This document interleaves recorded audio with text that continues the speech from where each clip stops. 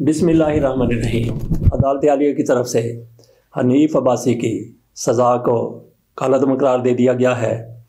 उधर आज़म खान, उनकी अहलिया और उनके बेटे को जालसाजी पर 7 साल कैद की सज़ा का हुक्म सुनाया गया है। भारत की तरफ से अपनी फ़ौज को तैयार रहने का हुक्म दे दिया गया है। ये तैयारी किसके ख़िलाफ़ है? और बिलावल भुट्टो ज़रदारी साहब खुलकर मियां नवाज शरीफ के सामने आए गए हैं। उनकी तरफ से मियां नवाज शरीफ को सिलेक्टेड करार दे दिया गया है। बड़ी हैरानकुन बात है। ये इन खबरों पर हम बात करेंगे, लेकिन इससे पहले गज़ा चले जाते हैं। वहाँ पे इसराइल के मुज़ालम उसी तरह से जारी हैं जिस तरह से पहले थे। बमबारी हो रही है। हॉस्पिटल को जिस तरह तहते करके रख दिया गया था, तल पर करके रख दिया गया था, वहाँ अब भी मलबे के तले लाशें दबी हुई हैं। वैसे गज़ा पर जिस तरीके से हमले किए गए हैं, जिस तरीके से गज़ा को बर्बाद किया गया है, तबाह किया गया है, अभी तक वहाँ मलबे के तले 1300 लोग दबे हुए हैं और हज़ारों फ़लस्तीनी शहीद हो चुके हैं। उधर अमेरिका का रवैया देखिए कि इसकी तरफ से रूस की उस करारदाद को वीटो कर दिया गया जिसमें कहा गया था कि आर्जी तौर पर जंग बंद कर दी जाए, लेकिन अमेरिका नहीं माना। अमेरिका के साथ बरतानिया था, फ्रांस था, जापान था, इनकी तरफ से मुखालफत की गई, वीटो किया गया, लेकिन 4 ममालिक ने इसकी हमायत की थी। 5 ममालिक ने वोट में हिस्सा नहीं लिया था। बहरहाल वो करारदाद मंजूर ना हो सकी। इसके बाद ब्राज़ील की तरफ से करारदाद पेश की गई जिसमें कहा गया कि बस थोड़े दिनों के लिए, थोड़े अरसे के लिए, थोड़े वक्त के लिए जंग बंदी कर दी जाए, ताकि वहाँ पे जो लोग मौजूद हैं, वहाँ पे जिस तरह से बच्चों को दूध नहीं मिल रहा, बीमारों को, ज़ख्मी होने वालों को दवाइयाँ नहीं मिल रही, उन तक अद्वियात पहुँचाई जा सकें, उन तक खुराक पहुँचाई जा सके, लेकिन इसको भी अमेरिका की तरफ से वीटो कर दिया गया। जबकि पहले 6 ममालिक जो बिल्कुल गैर जानबदार रहे थे, उन्होंने वोटिंग में हिस्सा नहीं लिया था, आज वो वोटिंग के लिए आ गए। उस करारदाद के हक़ में 12 वोट आए, जबकि बरतानिया, अमेरिका और फ्रांस की तरफ से इस करारदाद की मुखालफत की गई। अमेरिका अगर अकेले ही इसको वीटो कर देता तब भी इसकी कोई हैसियत न रह जाती।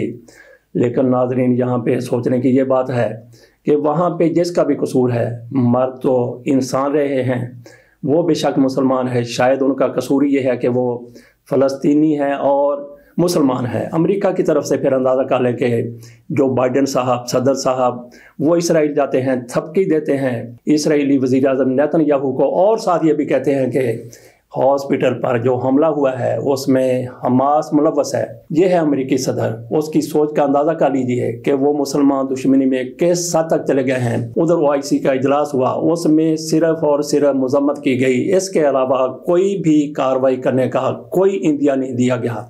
खबर ऐसी कोई सामने नहीं आई। अब आ जाते हैं दूसरी खबरों की तरफ। ये तो हो गया गज़ा का मामला, इसराइल का मामला। बात हमने की थी कि भारत की तरफ से अपनी फ़ौज को तैयार रहने का हुक्म दिया गया है।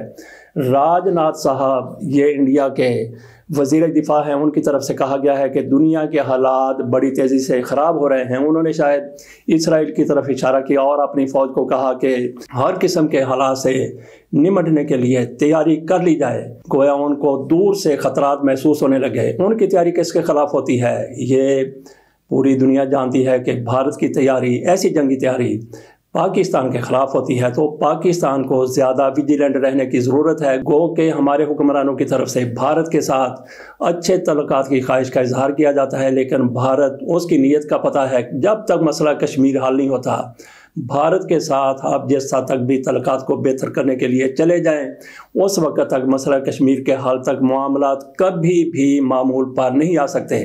या तो फिर आप कश्मीर भारत को दे रहे हैं, इसके अलावा खित्ते में अमन होने का कोई हल नहीं है, कोई इम्कान नहीं है। लेकिन भारत को कश्मीर किस तरह से दिया जा सकता है? कश्मीरियों की बात सुनी जाए कि वो क्या कहते हैं। अब बात कर लेते हैं आज़म खान की, उनकी अहलिया तज़हीन आज़म की, उनके बेटे अब्दुल्ला आज़म की। तीनों को जालसाजी में 7 साल कैद की सज़ा का हुक्म सुनाया गया है। इस खबर की तफसील को यूँ है कि आज़म खान के बेटे ने अपनी तारीख पैदाइश 1993 की बजाय सिर्फ इलेक्शन में हिस्सा लेने के लिए 1990 लिखा दी, और इनकी तरफ से 2 जन्म के सर्टिफिकेट बनाए गए थे। एक लखनऊ से बनवाया गया था, दूसरा रामपुर से बनवाया गया था। तो ये आज़म खान साहब, इनका तल्लुक भारत से है और ये समाजवादी पार्टी में वज़ीर रहे हैं और इनको सामना है बीजेपी की हुकूमत का। जिस तरह से पाकिस्तान में इंतकामी कार्रवाइयाँ होती हैं, उसी तरह से वहाँ भी आज़म खान के ख़िलाफ़ भी इंतकामी कार्रवाई शायद हो रही है। बहरहाल आज़म खान को, उनकी अहलिया को और उनके बेटे को 7-7 साल कैद का सामना है। अब आ जाते हैं पाकिस्तान में हनीफ अब्बासी साहब की तरफ। उनकी सज़ा को कलअदम करार दिया गया है। हनीफ अब्बासी साहब को एफिड्रीन केस में उम्र कैद यानी 25 साल कैद और 10 लाख जुर्माने की सज़ा सुनाई गई थी। ये सज़ा उनको 2018 जुलाई में सुनाई गई थी। इनकी सज़ा को मुअत्तल कर दिया गया था अगले साल अप्रैल में। ये कहते हैं कि मैं 11 महीने तक कैद रहा। ये एफिड्रीन का केस क्या है, मुख्तसर इस पर बात करते हैं। एफिड्रीन ये एक नशावर मेडिसिन है, आप इसको मेडिसिन कह लें या कुछ भी कह लें। ये अद्वियात में इस्तेमाल होती है। इसका कोटा हनीफ अब्बासी साहब के पास था। इन्होंने एक तो कोटे से ज़्यादा एफिड्रीन इंपोर्ट की और फिर इंपोर्ट करने के बाद उसको मनशियात के लिए बेच दिया गया। ये इन पर इल्ज़ाम था और ये केस का बना था। कुछ लोगों को शायद ये हो गए इमरान खान के दौर में ये केस बना था, नहीं, ऐसा नहीं हुआ। ये केस 2012 में बना था।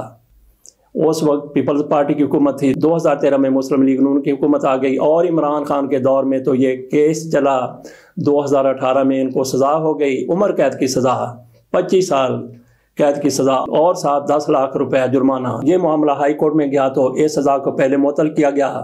कल इस सज़ा को आलिया नीनब साहिबा की तरफ से और असद जावेद घुराल की तरफ से कलअदम करार दे दिया गया। हनीफ अब्बासी साहब सवाल करते हैं कि मैं 11 माह तक कैद रहा हूँ, मेरे घर वालों के साथ भी जुल्म किया गया, ज़्यादती की गई। इसी तरह राना सनाउल्लाह साहब से भी मनशियात बरामद हुई थी। उन पर फर्द जुर्म कई साल तक नहीं लग सकी थी। अब तक भी शायद वो केस मौजूद है लेकिन फर्द जुर्म अब तक भी नहीं लग सकी।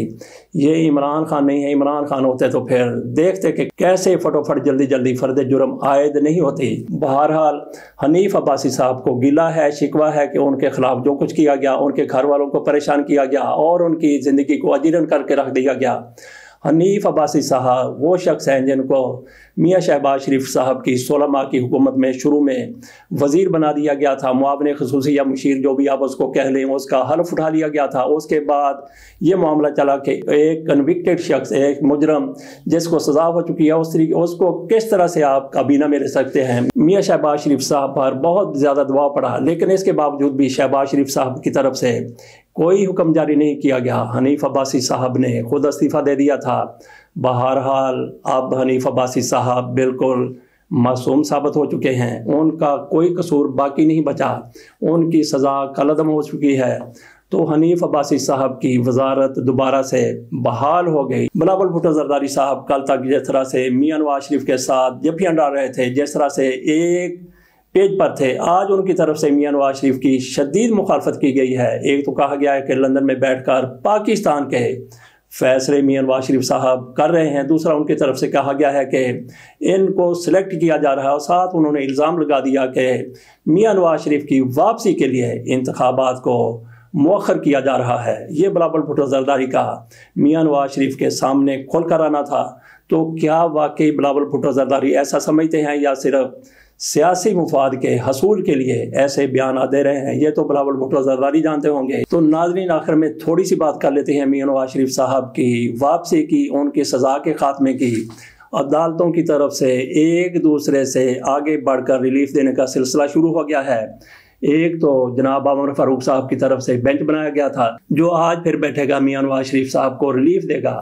कहा जाता है कि ऐसा कभी पाकिस्तान में नहीं हुआ, शायद दुनिया में भी ना हुआ हो। एक मुजरम को जिसको सज़ा हो चुकी है, जो जेल में कैद है, उसको इस तरह से ज़मानत दे दी जाए कि वो पाकिस्तान से बाहर है, पाकिस्तान आए और जेल जाए बगैर उसको ज़मानत दे दी जाए। बहरहाल ये हालात की बात होती है। आज हालात मियाँ नवाज शरीफ साहब के हक में है। एक अदालत की तरफ से मियाँ नवाज शरीफ साहब को रिलीफ देने के लिए आज का दिन मुकर्रर किया गया। आज दोपहर को शायद मियाँ नवाज शरीफ के हवाले से केस की समाअत होगी। गुल हसन औरंगज़ेब साहब अपने चीफ जस्टिस उमर फारूक साहब के साथ बैठकर समाअत करेंगे। लेकिन उससे पहले जज मोहम्मद बशीर साहब की तरफ से केस लगा दिया गया, जिन्होंने मियाँ नवाज शरीफ साहब को 2 केसेस में सज़ा सुनाई थी। एक केस में मियाँ नवाज शरीफ साहब को 10 साल कैद की सज़ा सुनाई गई थी।